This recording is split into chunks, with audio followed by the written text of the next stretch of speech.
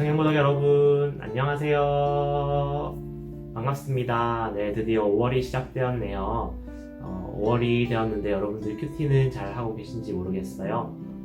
여러분들 5월 좀 새로운 마음으로 다시 한번 큐티 시작하셨으면 좋겠고요. 이미 잘 하고 계신 분들께도 조금이나마 도움이 되고자 이렇게 또 큐티 말씀 함께 나눔하고자 합니다.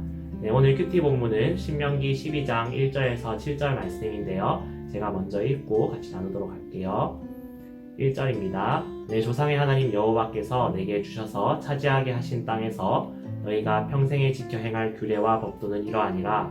너희가 쫓아낼 민족들이 그들의 신들을 섬기는 곳은 높은 산이든지 작은 산이든지 푸른 나무 아래든지를 막론하고 그 모든 곳을 너희가 마땅히 파멸하며 그 제단을 헐며 주상을 깨뜨리며 아세라상을 불사르고 또 그 조각한 신상들을 찍어 그 이름을 그곳에서 멸하라.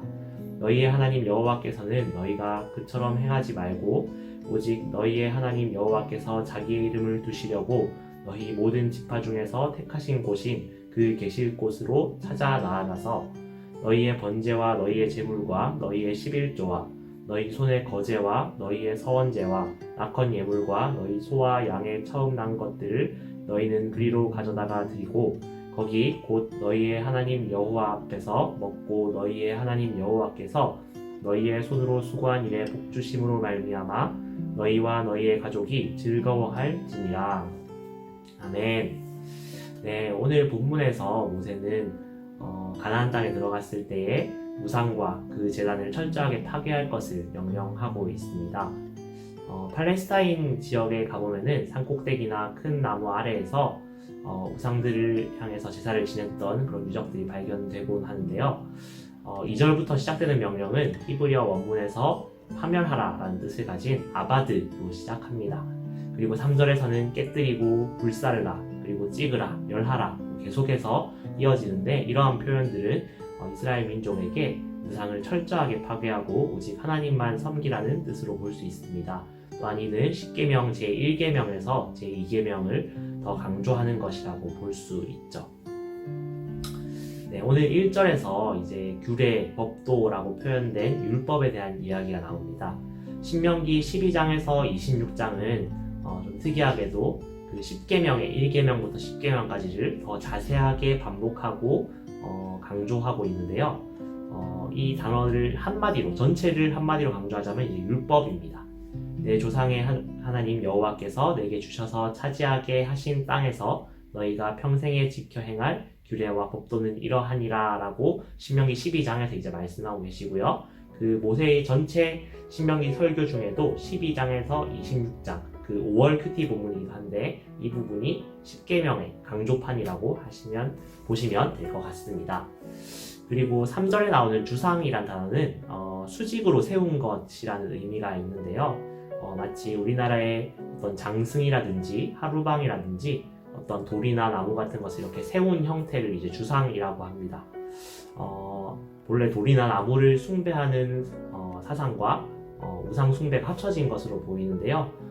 가나안의 경우 이곳에서 어떤 성행위를 하거나 혹은 인신제사를 하는 대단히 타락한 행동들을 보였다고 합니다. 그렇기 때문에 하나님께서 주상을 파괴하라고 말씀하시는 것이죠. 그리고 3절에 나오는 아세라 같은 경우는 고대 근동에서 넓게 숭배받던 풍요의 여신이었습니다. 그래서 가나안 지역에서는 바알의 아내로서 이 신을 숭배했을 때 농산물이라든지 이런 것들이 풍요롭게 된다고 사람들이 착각하고 이를 우상으로 섬겼습니다. 그리고 4절에서 7절을 보면은 모세는 백성들에게 합법적인 성소에서 제사를 드리라고 명령을 하고 있습니다. 특히 6절에 나타나는 자기의 이름을 두시려고 너희 모든 지파 중에서 택하신 곳은 아마도 성소를 의미하는 것으로 보입니다.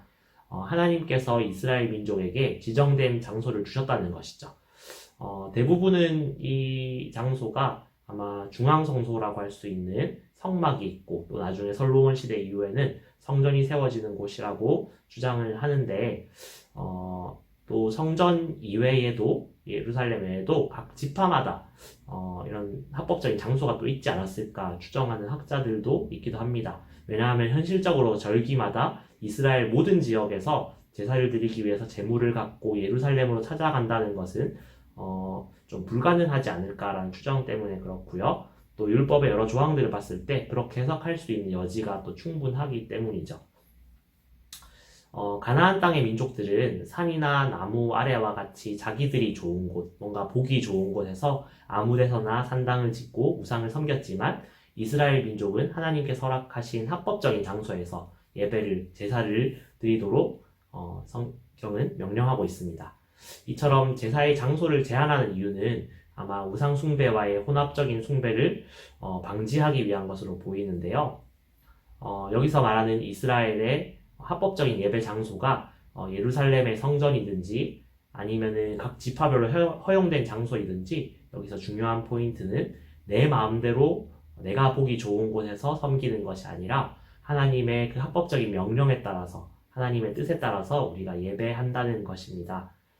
또 신약 시대에 이르러서는 성경은 성도 개인이 하나님의 거룩한 성전임을 강조하고 있는데요.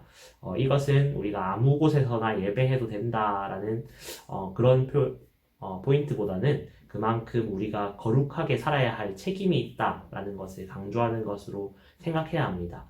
우리는 거룩한 전인 만큼 거룩하게 살아야 한다는 것이죠.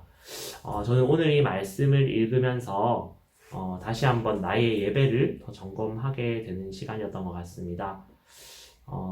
나는 나를 기준으로 예배하고 있는가, 아니면 하나님을 기준으로 예배하고 있는가 돌아보게 되었죠. 코로나19 사태를 핑계로 오히려 나의 신앙이 예전보다 더 치열하지 않게, 혹은 어떤 핑계를 대면서 예배에서 더 거룩하지 않게 예배를 드리지는 않았는지 돌아보게 되었고, 주님께 더 합당한 모습으로 나아야겠다. 나태하지 않은 모습으로 더 성실하고 겸손한 모습으로 주님 앞에 가야겠다라는 생각을 하게 되었습니다. 그래서 다시 이렇게 현장에서 시작된 예배들 속에서 더 겸손하게 잘 섬기기를 원하고 또 조금 흐트러졌던 큐티 나눔을 더 열심히 해야겠다라는 결단을 하기도 했습니다. 그리고 이제 학업에 있어서도 대학원도 곧 개강이 될 것 같은 느낌이 드는데 인터넷으로 물론 열심히 수업을 듣고 있지만 어떤 상황에서든 열심히 학업에서 또 사역에서 열심히 해야겠다라는 생각을 하게 되었습니다. 그리고 마지막으로 여러분들께 오늘 추천드리고 싶은 찬양은 마커스 워십의 생명의 주님이라는 찬양인데요. 어떤 상황 속에서도 우리에게 생명을 주시는 주님을 더 찬양하고 싶다라는 마음으로 오늘 이 찬양 추천드립니다. 여러분들 감사하고요. 5월 한 달 동안 또 열심히 큐티 해봅시다. 감사합니다.